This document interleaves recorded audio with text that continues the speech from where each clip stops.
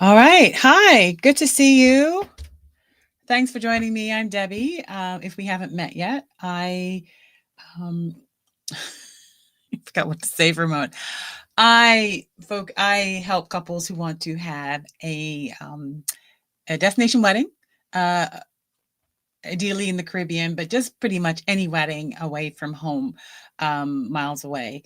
I try to go live most Sundays at 3 p.m. Eastern, and as I look at the time, that's where we are right now. So, um, this is completely informal. If you're joining live, thank you. If you're watching the recording, thank you. You can join the chat just by posting your comments. I'm streaming on Facebook at Hitched Away and on YouTube at Hitched Away. And if you are on either of those platforms, you can post your comment and I will bring it up here on the screen.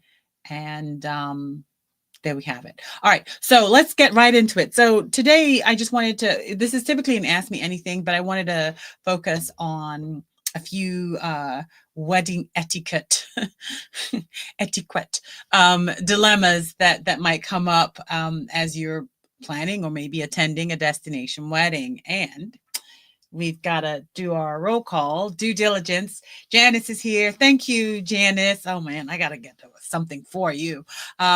Thank you for joining. And I know Janice is located not too far from the DC area, outside Washington, DC. So good to see you. Good to see you. Please chime in with any questions or comments you have. There's a bit of a delay, so I have to remember that. Sometime I'll ask a question and then just go right on in to the next thing without realizing that I got to give you a chance. There's a slight delay there. Let me get my mic a little closer here. All right. That's better. Okay. So as I said, we're going to talk today a bit about just a few things that come up. Etiquette seems like such a, I mean, it's how things are supposed to be, but having a destination wedding, you're already doing things a little differently. But there are still some things that can come up that might make things a little icky, a little awkward. I'm just adjusting my screen here and wanted to talk about those. And this can come up. A lot of these things come up with a traditional wedding. So even if you're having a wedding at home, a local wedding, this could still be a thing. So I came up with a few, and as I said, chime in. So one of the things an item that might come up is dealing with unwanted guests.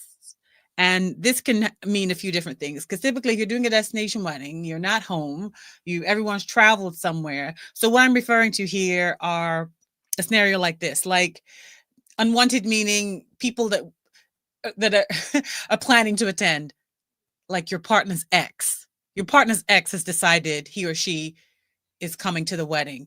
Or your niece just met someone recently, new boyfriend or girlfriend, and this person has decided that they want to attend, or your niece wants that person to attend, but the thing is with a destination wedding, right? You're traveling, you're pretty much creating a vacation for all of the people that join you.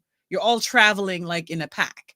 So if there's someone that you really don't care to be spending days with, then they might be an unwanted guest. I'll give you another example. Like maybe you have this obnoxious uncle. You might be able to tolerate your uncle being at your wedding locally for 2-3 hours, but to have this person be at the destination, at the hotel, the resort for 3, 4, maybe 5 days, that might be completely unbearable. So that's what I mean about an unwanted guest. So what you really want to do with that scenario. So again, this is before the actual wedding occurs, right? You're going to create a guest list, and you and your partner are hopefully doing this together. Maybe you do your list, your partner does the other list, and then you come together and you kind of review and you decide. Or maybe it's a scenario where you've got some help with the wedding. Maybe your parents are helping with the wedding. Then they get to say oftentimes who they would like to be there. But the end of the day, you have a guest list and you want to stick with that guest list. The other part is you and your partner, you and your fiance need to be on the same page. It's sort of like, um, you got to stand united, and looked at my notes here, and you have to agree together, because what may happen a lot of times, the dynamic in a relationship, one person is a bit more forceful than the other. So your family and friends know that. So if they're unsure, and they think there might be some resistance, they're likely to go to the person who's going to keel over a little easier. You know what I mean? So you and your partner have to think about this ahead of time, and you have to agree. This is the guest list. And if for no other reason, you still got to pay per head for some of these things, that the activities, the meal, and things that you do. So stand united on that. But you want to stick to your guest list.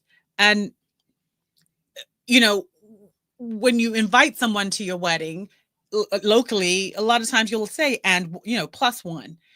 Do you do that for a destination wedding?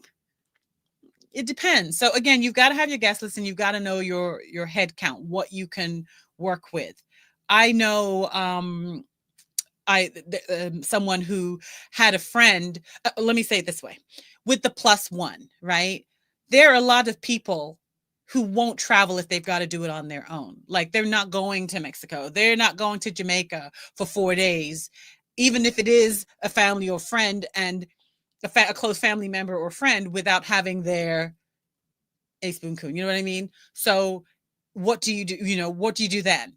And I've seen scenarios where someone has traveled to that destination, they attend, they're there, but they don't go to they go to the ceremony, but they don't go to the reception. Anything that has a cost associated with it, they make themselves scarce and they go do other things. That's a possibility, because a lot of hotels, what you may or may not know, are built when they have the rates there, it's based on double occupancy. That means they anticipate 2 people will be in that room. If you decide to go to a room, have in some hotels, and you're there by yourself, you actually pay more. The rate is higher for single occupancy. Strange, right? So sometimes it makes financial sense to have somebody there, which is why a lot of times people will pair up. So, unwanted guests, stand firm with your partner, draft the guest list, and if you don't want your obnoxious uncle or your niece's new boyfriend to attend, then you don't invite them. It's as simple as that. And try not to don't feel as though you have to make excuses. Now, we all have different personalities. Some of us can stand firmer than others. And again, if you have one of you, your partner, your fiance, one is a little stronger than the other, talk about this before. A lot of times when there's an objection or a problem, if you just think about it and anticipate it beforehand, then you're better prepared. Then you're not caught off guard. At some point the question's going to come, and you're ready to deal with it, right? So, curious to hear what your feelings are. Have you ever had to deal with unwanted guests? That I think if it's a local wedding, it's more of the person just shows up. For a destination, they got to book a flight, they got to book hotel. So normally you get wind of this beforehand. So you want to be ready to deal with that. So there's that. Just want to make sure I say hello to Miss Janet Lee, who's in the building. Thank you for joining us, Janet. Good to see you. I know you had a destination wedding, so some of these things, anything that makes sense and rings true, share. All right. So that was the first thing I wanted to talk about with regard to destination wedding etiquette. Well, etiquette. I keep saying that. Is a woman that we ran into the store, and I said something about a mannequin, and she said, "Oh, you mean the mannequin?" All right, let me stop. All right. The next etiquette dilemma thing is not inviting kids. Now, this happens with local weddings. This happens with home weddings too. You make the decision. We don't want children, or we want children there. What are you going to do? Again, I don't think you should make excuses. Your wedding is your wedding. It's a big deal. It's a big day. But one of the things that you can do for a destination wedding, especially if you're going to Mexico or the Caribbean, is you just have it at an adult only come on, Debbie, an adults only resort. If it's at an adult only resort, what can you do? You can't have children. Well, I mean, you know what I mean by that. Children can't be there. So, that's one route.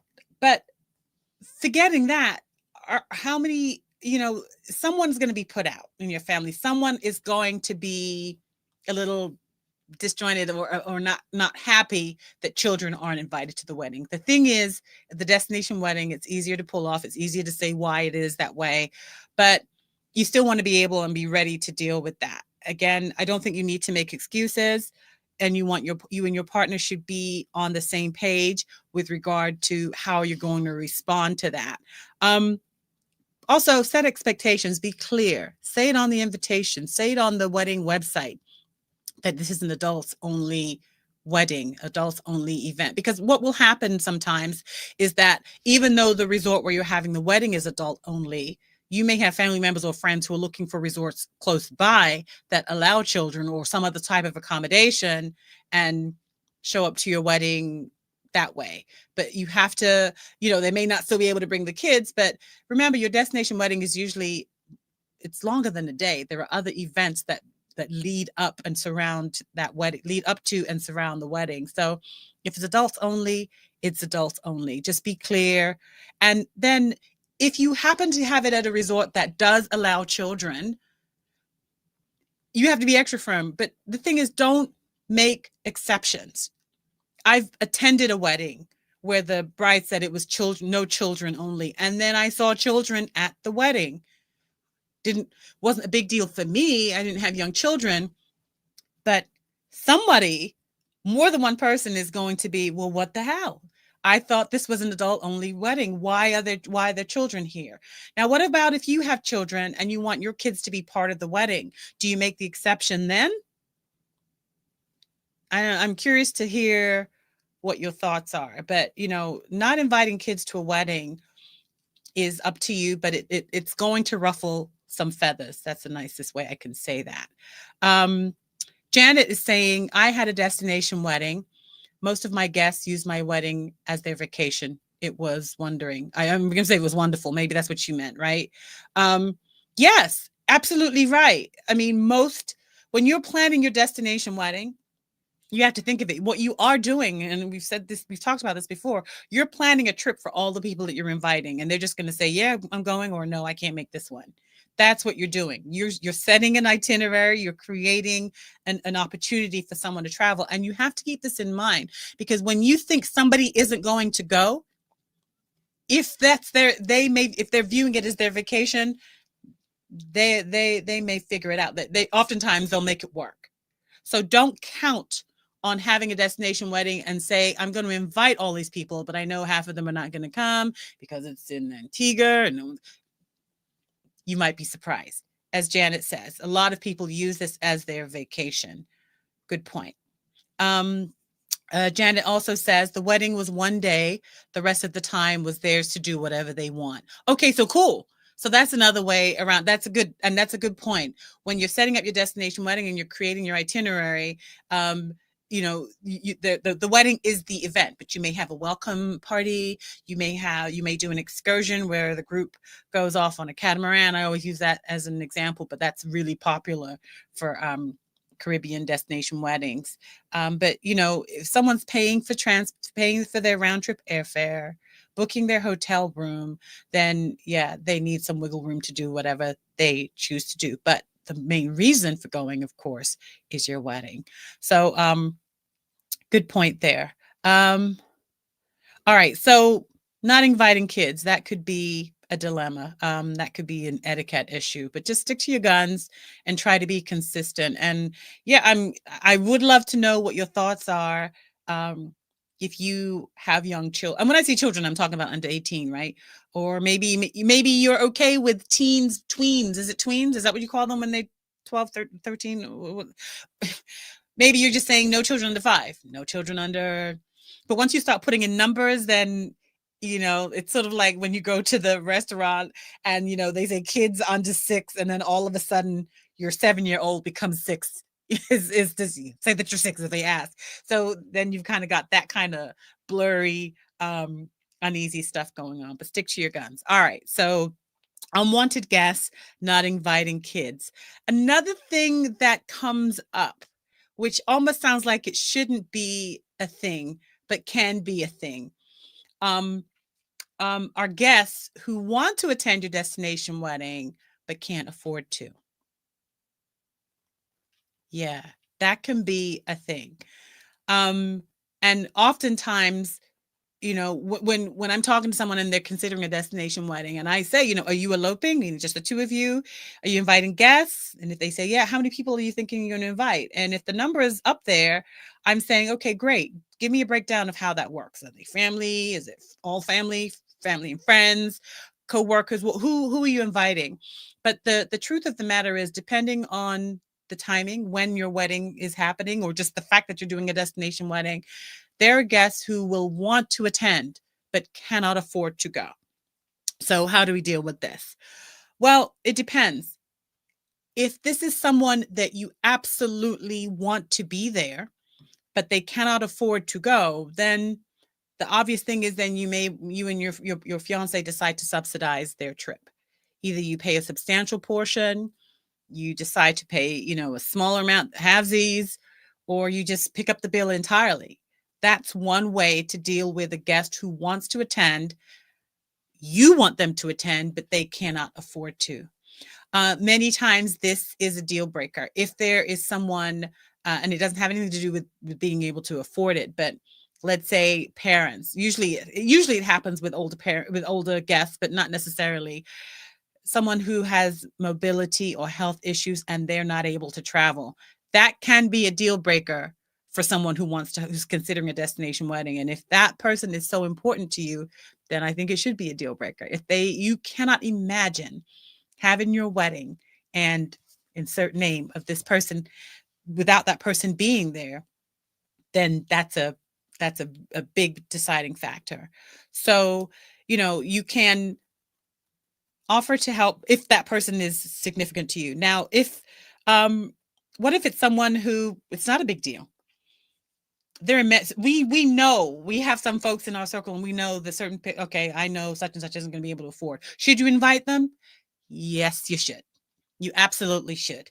If you they're not they're not such a priority or VIP that they got to be there, but you'd like them to be there, and you suspect they can't afford, you should invite them anyway. I think. Um, I think it's worse to not include someone because of monetary reasons, because you think you're sparing them. I think the thing to do is to invite them. It's it's a tricky one. And you know what? You may be surprised. That person may actually be able to figure it out and make it work. But this comes up more often than I thought it would, where, the dilemma is that. And you really have to think about, is this wedding about us? Or is this wedding about the folks that we want to surround ourselves with? Because that's going to help you decide, how to address a situation like this one. But there are things that you can do, live streaming. During the pandemic, we all attended a lot of events, funerals, what I remember the most, where it was live streamed, and that's become the norm now. And for several resorts, I know in the Caribbean, that's the area I'm the most familiar with, that's an add-on to the package, is to have the event professionally live streamed. Now, could someone else go live from their phone, a guest or a friend? Possibly, but it's like having a wedding and not having a professional photographer and relying on your guests to take photos. Doesn't usually work out the way that you hope. Get the if it's important to make sure that folks get to share and see the wedding as it happens in real time, then get the live stream package. Add that to the wedding package. You can do that, and that may be a way to make sure that you get to include those who want to be a part of it but cannot. And it may money is the reason I brought this up as an etiquette thing, because the mobility and the health issue and other reasons, we don't have anyone to watch the kids. That's a little different. That's less of an etiquette problem. But When someone says, when they're a guest who can't afford to go to, can't afford to, then you've got some other options there. But again, chime in, let me know your thoughts about that. All right. Another thing that comes up, and I don't know if maybe it may not even be on your radar, is about bridal shower. If you're having a destination wedding, many, many miles away, folks have to, pony up for money for the, travel, accommodation. Should you have a bridal shower? Because typically a bridal shower happens before the wedding, right? And guests bring gifts. So the reason I ask this question is, what if, do you invite people that you didn't invite to the wedding? That should be a question you got to think. It's something you got to think about, even if you're doing local, hometown, or destination wedding. What about people who, just like what we just described, want to go, can't afford to go? Are they going to feel kind of off with the bridal shower thing? What I would suggest is, no matter what, for a destination wedding, is typically the maid of honor is the host for the wedding, because traditionally they said it's bad form to have a family member host the bridal shower, because it's almost like what's the term? What's the reasoning behind that? It should be the maid of honor. That's her role, but not a family member. I don't know if it's just added. Usually the family member is already well involved in your planning, in your plans for your wedding. But have the maid of honor put the feelers out. Have this person ask, does it make sense? And the reason why this is a dilemma is because of the gift aspect. And the happy medium is to have the bridal shower so you can get the good send off, but tone down the gift the requirement. It's almost like you want to say your presence, presence, not your presence, presents, are welcome, because you want people to celebrate. And this can actually turn into a really, if this can work out really well for folks who want to go and cannot for whatever reason, but just wish you well. Invite them to create the bridal shower might be the thing, but just put the feelers out to see if that's what people are comfortable with. And then for the guests who are going to your wedding, who are booking the travel and the accommodation, I keep bringing that up because it's a substantial amount of money, right? Let them know this is not about gifts. This is just to have the send off before the destination wedding. And this is why I say, should you have one? Because it might make sense not to have a bridal shower. It might make sense not to have a bridal shower if you're planning, a wedding, which is a destination wedding. Again, let me know what your thoughts are about that. Agree? Did you disagree? Janet, did you have a bridal shower before your destination wedding? I think you did. I think you did. But again, it's how is this going to work? And Janet, chime in. Was there any awkwardness that you're aware of? Because sometimes the awkwardness is happening in the background and you're not aware of it. People aren't bringing it to your attention. So maybe it's not even an etiquette thing in your mind, but I'd love to hear your thoughts on that. Janet said, yes, I did. You did have a bridal shower. Okay. Janet, you had gifts, right? Did people bring gifts? And for someone who isn't able to go to your destination wedding, they were invited but didn't go, can't go. Maybe they want to bring a gift. That's their thing. They want to be able to contribute. But, for people who are already doing a substantial amount by going to the wedding, maybe that's not the thing to expect a gift from them. But you have to say so.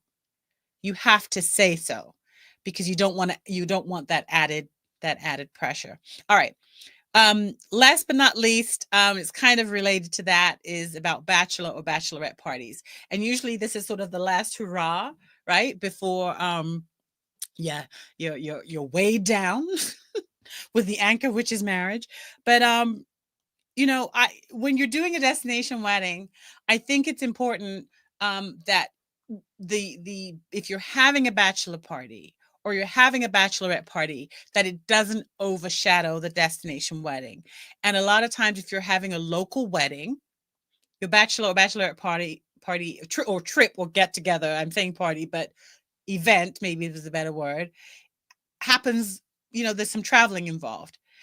I think if you're doing a destination wedding, keep the bachelor or bachelorette celebration local.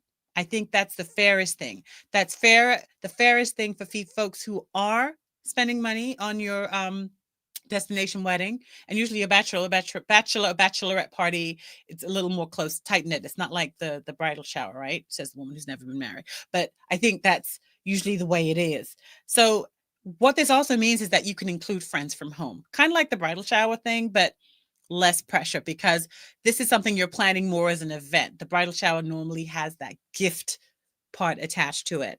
But again, the key is not to let it overshadow your destination wedding. And I think this is a great opportunity for those who cannot do the destination, who cannot travel for whatever reason or choose not to celebrate you before you leave. But I think local makes sense. Yeah, Janet says, you were there. I got gifts. It was nice for all who couldn't make it to the wedding. Yeah, I remember. Was that her bridal shower? Because Janet, let's not split hairs. You have a lot of, you've had few different celebrations. I was trying to remember, but I think that was the one with the toilet paper, right? The toilet paper game. That was your bridal shower. Yeah. So people do bring gifts, but just as I think about it as a consideration for guests who are already making the impact, is who making the decision to be there for the bridal shower, if it's to bring gifts. Now, the thing is with the destination wedding, right? Guests who are going to the destination typically don't bring gifts, or they shouldn't bring gifts. Nobody wants to haul gifts there and to haul gifts back. One solution is to have a honeymoon registry, and a honeymoon registry is where folks are contributing to fund different things. So let's say you wanted to have a spa treatment, or you wanted to do something special for the two of you that was like an add-on, like a private, I'll bring in sandals as I always do. They have the private dinner on the beach side, which is really great, but there's a fee for that. So if you add that to the honeymoon registry, people can either say, okay, I've got all of that, I'm going to cover this for you, or they pay a section of it. So it's like what they're doing is they're paying for experiences and not things. So a honeymoon registry is a way to sort of sidestep folks bringing things for your bridal shower. But I mean, you're getting married away, you still need to set up house. So I guess it could make sense to have gifts, but just wanted to mention that. Janet says it was so long ago. Yes, the toilet paper game. And you taking that down. And I thank you, Anne. Yes, I remember. Thank you for jogging my memory. But be careful what you wish for. So yeah, so that's what I mean. Those are some of the etiquette things that come up with regard to the destination wedding. There's more. I mean, there's what do I do? What do I do if there's a fight that breaks out at the wedding? I mean, that's something you can deal with. That could be home. That could be away. There are so many things. I mean, and we kind of get this hidden pleasure of just what could go wrong. And some of it doesn't have to do with etiquette at all, but just dealing with things. What happens if it's pouring rain and we've scheduled an outdoor wedding? I mean, then you make sure you have a contingency plan. But as far as etiquette goes, it's just how to be and how to behave, and things can be a little different when you're doing something like a destination wedding, because it's not always it doesn't happen as frequently as a home wedding, so people don't always know what they're supposed to do. But that's what I have for you today. I don't know if you found any of that helpful or insightful, but destination weddings are kind of a thing on their own, and we do things a little differently. And we have to sometimes educate our family and friends, what to do. And, like if like the plus one thing, can I bring a friend? Can I bring my girlfriend? Can I bring my boyfriend? Are they invited? Do I assume? So these are things again, and when I meet with clients, it's like, let's talk about the scenario here. If you've invited 20 people, is that 20 plus one or just 20 total? Because again, as Janet alluded, a lot of times your destination wedding is the vacation for your wedding guests, for your invited guests. So don't assume that, you know, a certain percentage of people aren't going to be there. Usually it's around the 60% mark of the guest list count that will show up. So you kind of have to figure that out as you calculate. All right, that's it for now. Again, thank you for joining me. Next week will be the last time we meet at this time frame, because as daylight saving is here, we're going to switch probably a different day of the week. It's difficult, I think, not difficult, but as we get into the warmer months, and also some other, and weddings pick up, just not just away, but locally, it's harder to be here on a Sunday. Janet said, I had so many people drunk because they were all staying at the hotel.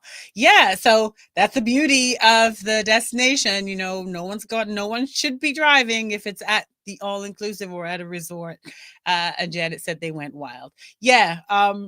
So a lot of, you know, a destination wedding is that trip for everybody. So if that's what you're up for, and you don't mind being around, you know, your family and friends or your people on your list for 3, 4, 5 days in a row, I say go for it. All right. Well, thank you for joining me, Janet and Janice. Wonderful to see you. And I can see there were some other people who are here silently. Hi, Mom. And I know I see some other, the stats are telling me other people are watching. So I thank you so much. Please follow Hitched Away on Facebook and on YouTube. And of course, you can always sign up at hitchedaway.com/VIP if you ever want to get to stay on the to be on the email list, and I'll keep in touch with you that way. So a lot of behind the scenes stuff is what I want to share with you if you're on the VIP list. All right. Thanks again. Enjoy the week. Be safe. And as always, wishing you lots of love and success. Take care. Bye.